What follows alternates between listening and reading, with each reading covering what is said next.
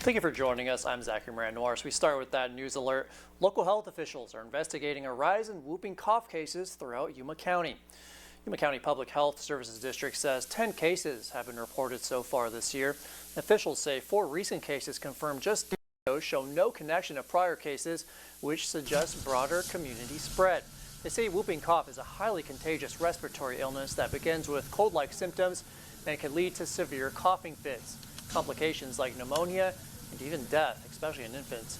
Health officials urge residents to stay current with their immunizations, practice good hygiene, and seek medical advice for persistent or severe coughs.